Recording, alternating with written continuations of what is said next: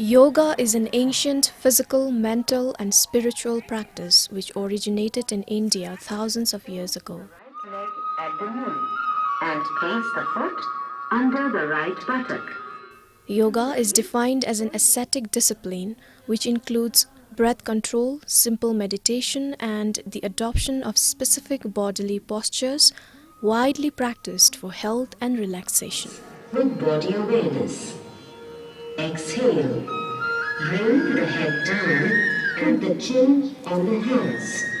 Today it is practiced in various forms around the world and continues to grow in popularity. Position. Relax. Should practice this asana with one leg alternatively. Recognizing its universal appeal, the United Nations declared 21st June as the International Day of Yoga in 2014.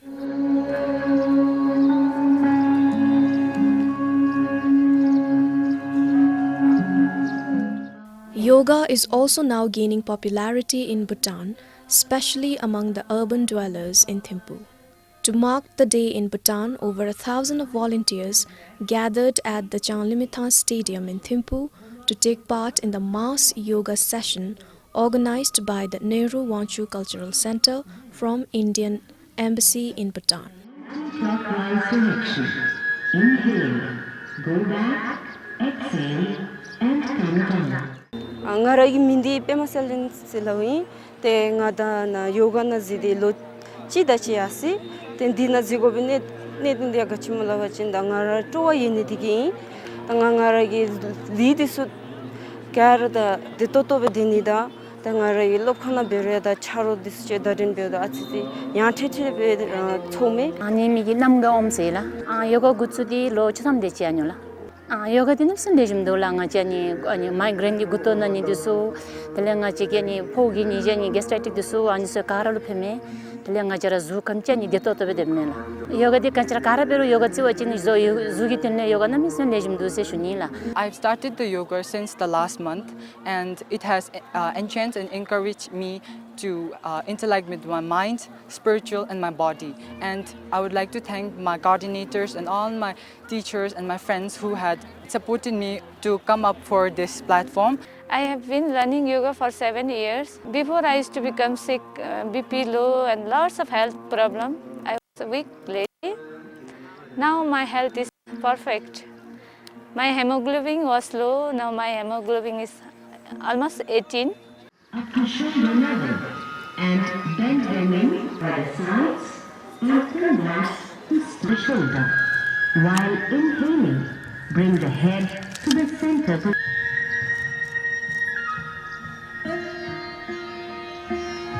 Bend the head forward, trying to touch the chest with the chin.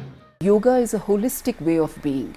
It is the complete and the perfect cure, as they say, for body, mind and spirit. And I think I would urge all Bhutanese, if I may, that if you practice yoga regularly, consistently, you will see the benefits yourself. We do believe that yoga leads to a calmer, peaceful, more serene personality, and in our own small special way, I think this can lead to something big in the long run. The Nehru-Wangchuck Center has over the years done wonderful work. We hold free yoga classes, not just in Thimphu, but across Bhutan.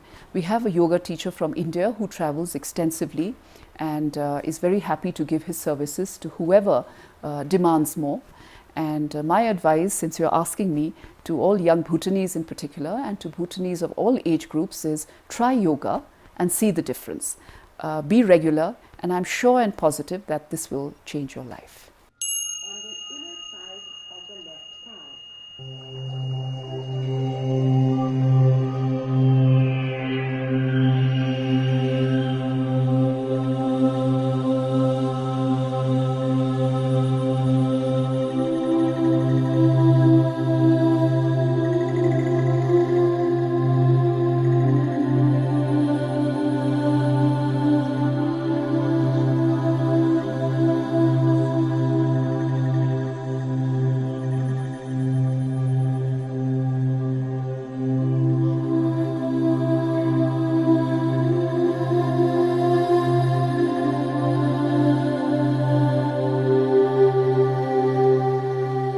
Kuzangpola, I'm Tilumaya Pauril, a yoga teacher.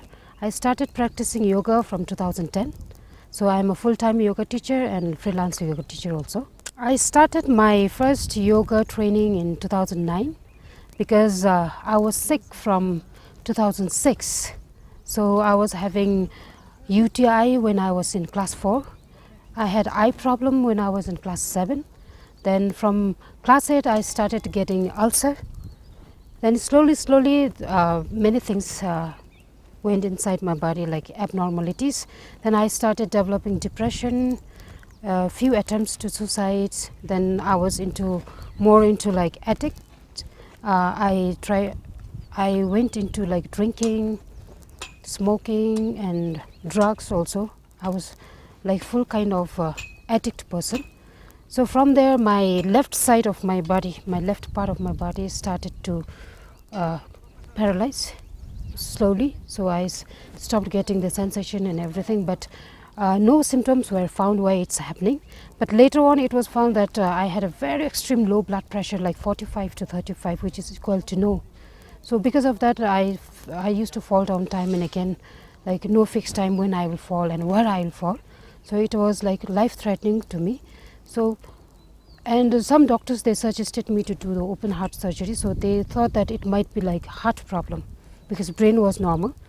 But in real thing my brain was not normal because my peripheral nervous system, it was not working properly, which is a sympathetic nervous system. It was really activated.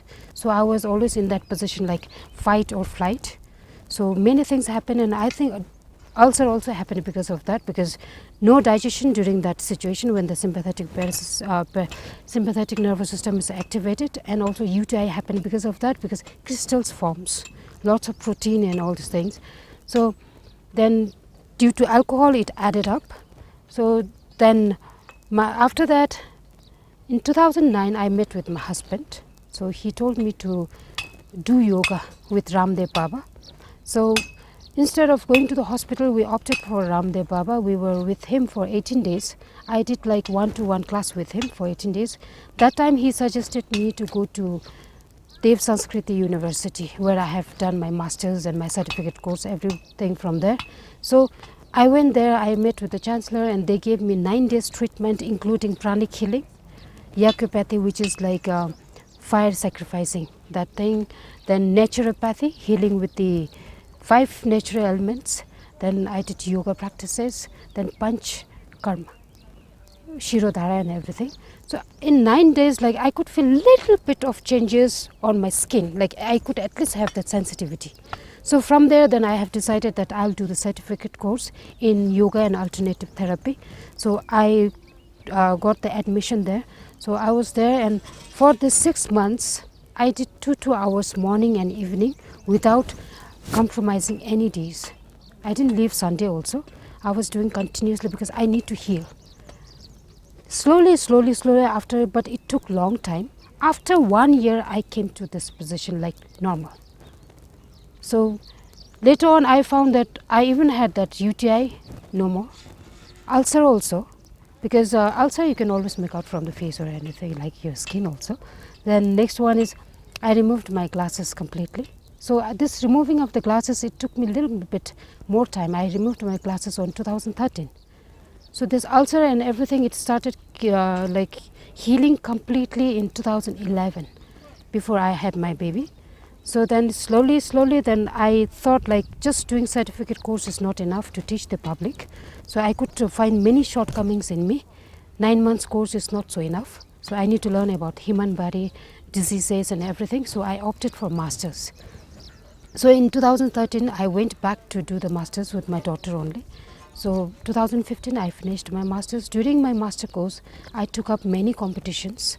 So in first competition, which was held in Dehradun, it was like a state level championship. So there I got like silver medal.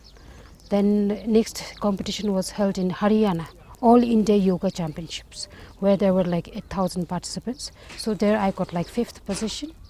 Then in Pondicherry there was International Yoga Championship, where around 26 countries they participated there. So there I was again like gold medalist. So I got like good performing like certificate as a physical practice, written exam, viva you have to give, then meditation. So there also like I had a very good competition, and like I could make myself like and my country proud, you know, that at least I can do something competing with other countries. So from there, like then I start like full swing yoga, like full-time yoga practices with the people, because at least now I got idea about like our human body, different diseases, what are the postures related to that disease, and what are the postures that you should not do during that diseases. And also like before we did headstand. So for the public, what I want to say is you shouldn't be doing headstand during the period again. The energy will flow upward. Pregnancy you can do if you are a master. And if you have a red eye problem, every time like when your eyes gets irritated, your eyes becomes red, right? That time headstand shouldn't be done. And during the pain of the migraine problem it will heal, but during the pain you should not do.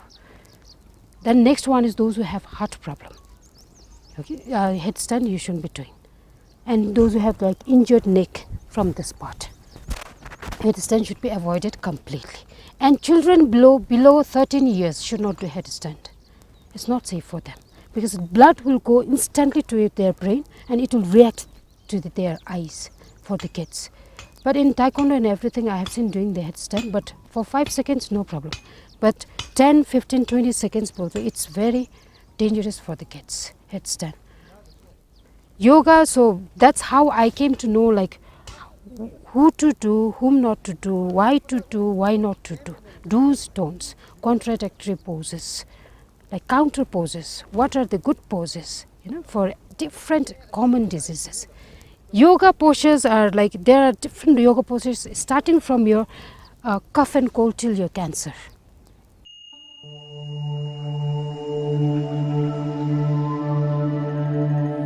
Today we are going to do 5 yoga postures, which is a set of Tibetan yoga practiced by monks and nuns in the monasteries, but it can be done with all the local people of all the ages and all the gender also.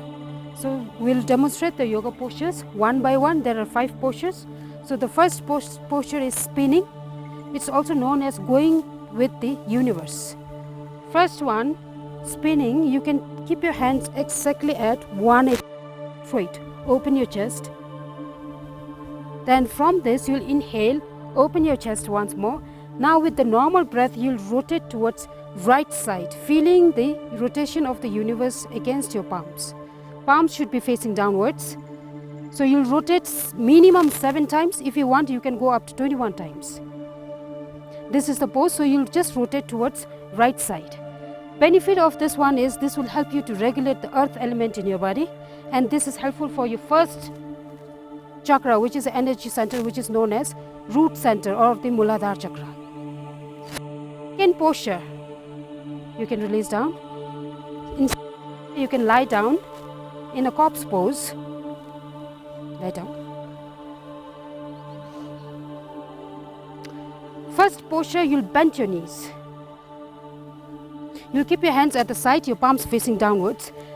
Inhale, you'll straighten up your both the legs up to 90 degrees with the toes pointed. It should not be opened, it should be closed.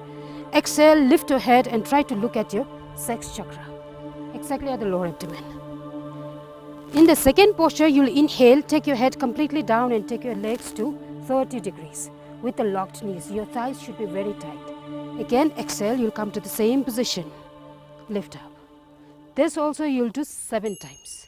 But between each posture, you have to take 3 deep breaths just to relax yourself and to bring your heart to the normal beat. So this posture is related to your sex chakra and its element is water. Next, third position is camel pose. You'll spread out your legs a little bit so that you can feel much more easier. Those who are a little bit flexible and reach their hands to the heels, they can do the pose in this way. You can see here. You'll hold on your heels. While inhaling, you'll push this part of your body forward. Open your chest completely, drop your head. You have to feel the stretch starting from your chin till your lower abdomen. Exhale, you'll come to rabbit pose. This is a counter pose for your extreme back. Now, those who can't hold their heels, there is another option. Hold on your waist. You'll open your chest with the elbows almost closed, and you'll just open your chest. You'll just be here. Inhale, you'll hold the pose. With the exhalation, you'll release, go to the counter pose. This one is for the navel center, which is a fire element. To regulate the fire element or to regulate your digestive system. Now the fourth posture, tabletop pose. So you'll sit in stick pose, which is also known as Dandasana. You'll be in stick pose, your legs will be together. So your back should be straight, hands at the side of your bottom, exactly. Now when you inhale, you'll push your body slightly forward and lift your hip as high as possible. With the open chest, you'll drop your head completely. Knees should be together. Exhale, you'll come to the same position where your legs are straight in a stick pose. This also you'll do 7 times, which is related to your heart, and it's an air element. Now the final one, fifth position, is upward and downward facing dog pose. In the dog pose, you have to keep your hands exactly at the side of your waist. People misunderstand dog pose and cobra pose by putting the hand at the same position. In cobra pose, your hands are at the side of your upper ribs or like your chest. But in upward facing dog pose, your hands should be at the waist. Exactly here, okay, which touches your lower ribs with your fingers. So you'll be in this position. Now you'll inhale, lift your whole upper body part. Open your chest. You'll drop your head back. Knees locked. You'll support yourself with the toes. Exhale, you'll lift your hip as high as possible. Keep your spine straight. The shoulder blade should be before your upper back. This should be below your shoulder blades, okay? And you have to drop your head completely. Lock your knees, the stretch should hit this part and this part. Again, you'll do this 7 times. Minimum and maximum 21 times. This will help you to regulate the space element in your body. So it's related to your throat chakra, yeah? And also this is one of the posture where you can improve your thoughts, higher level of thoughts. First one, it's related to the lower thoughts. We try to bring it up. So when we end with the upward and downward facing dog pose, we end with the higher level of thoughts, positive thinking. Yeah? This is a complete 5 postures known as 5 rites of Tibet, or it's practiced by the Buddhist monks and nuns. And also this posture, it really helps you to regenerate yourself. Since it's related to the chakras and the energy flow, you have lots of negative energy in your sex chakra. So it will flow upward, giving you lots of laziness. You don't feel like doing anything, and you feel kind of lethargic. So you'll feel lethargic. So not to be done during the... And if you have hypertension, avoid this spinning. And those who have the vertigo, they shouldn't be doing this spinning. They can start from the second posture.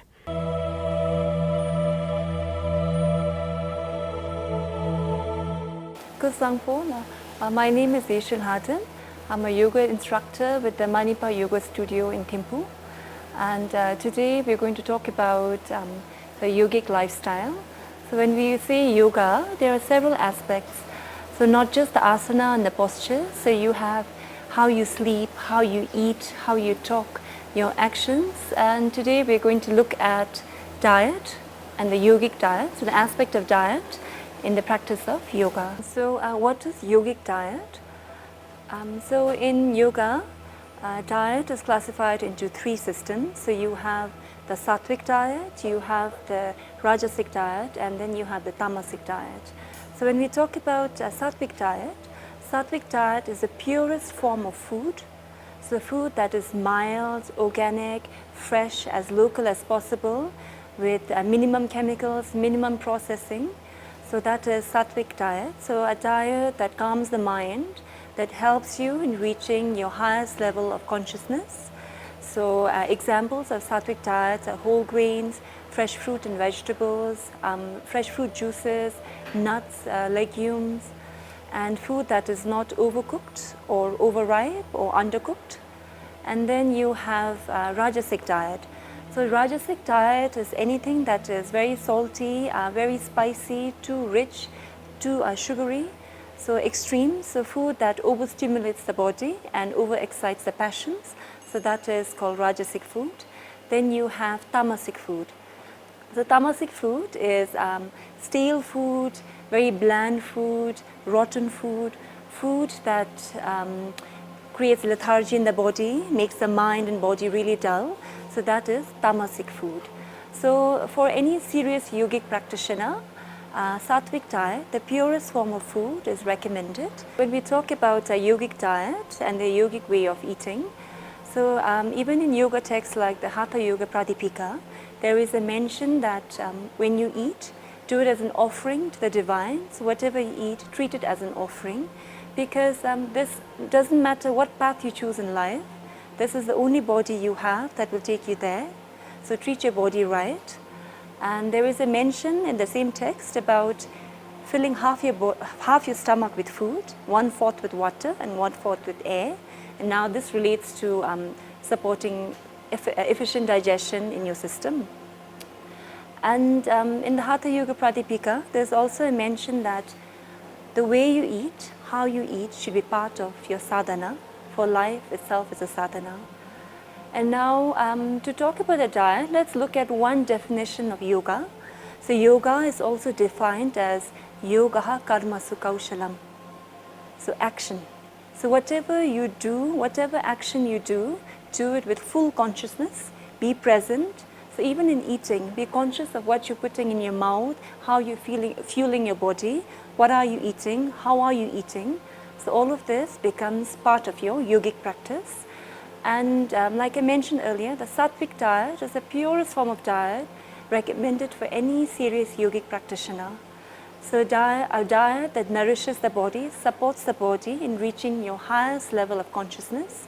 So when we talk about yogic diet, as I mentioned earlier, a sattvic diet, the purest form of diet, is recommended for any serious yogic practitioner. So if you look at the life of the Buddha, so after years of penance, the Buddha was offered a bowl of milk rice, pure milk rice, unprocessed, in the purest form with much devotion. And after that, the Buddha attained enlightenment. So it made the pathway for his enlightenment. It nourished his body, it nourished his mind after years of penance. So for yoga practitioners, especially in our training as instructors, we were encouraged to become vegetarians or to follow a vegetarian diet. Now, in my opinion, I think being vegetarian or not is really a personal choice. Personally, I have been a vegetarian for decades now, and this is the path I've chosen for myself. There are a lot of benefits in being a vegetarian. For instance, animal protein is very high in uric acid and a lot of toxins, and it takes a lot of toll on the liver to eliminate the uric acid. And at times, not all of it can be eliminated, and it gets deposited in your tissues, your joints, which later on leads to conditions like arthritis, cancer. And also, animal protein is very high in cholesterol. So when cholesterol builds up, it blocks the arteries, causes a lot of heart problem, lifestyle problems later on. And from a philosophical and yogic point of view, high amounts of uric acid in the bloodstream is considered an irritant, like it inhibits your ability to reach your highest level of consciousness. So these are some reasons, if you look at a physiological and philosophical point of view, why a vegetarian diet is recommended. And if you look at plant-based proteins, like protein from nuts, legumes, leafy greens, dairy, so their end residue is cellulose, which is inert to the body and easily digestible by your body. So these are some reasons why a vegetarian diet is recommended. A friend once told me that being vegetarian or not is really in the mind, because sometimes a vegetarian can cause more harm than a non-vegetarian. So that's why I don't go out and really advocate it or enforce people to become vegetarians. It really comes down to becoming a personal choice. But for serious yogic practitioners and in our training, we have been encouraged to follow a vegetarian diet. So we're very lucky to be in Bhutan, where we have fresh produce and food that has minimum processing, organic by default in many instances. So I'm going to demonstrate how to make a very simple breakfast pancake using our local ingredients. So you have pumpkin flour, banana flour, and sweet buckwheat flour.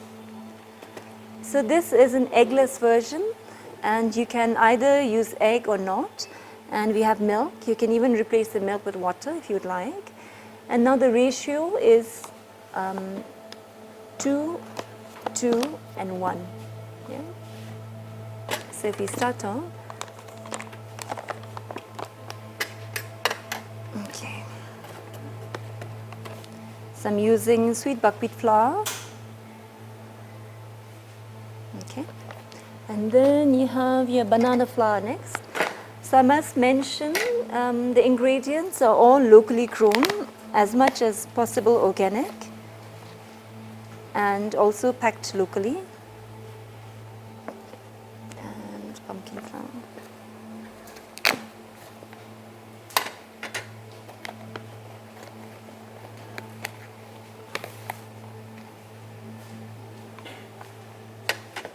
And in this, if you'd like, you can also add cassava powder or arrowroot powder. And then you need to ensure that all your powders, the flours, mix properly. Mix your flours together. And then you add your milk.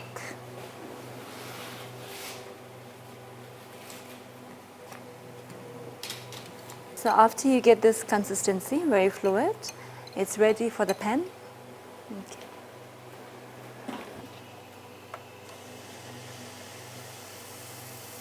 And then you just, because you want on low heat.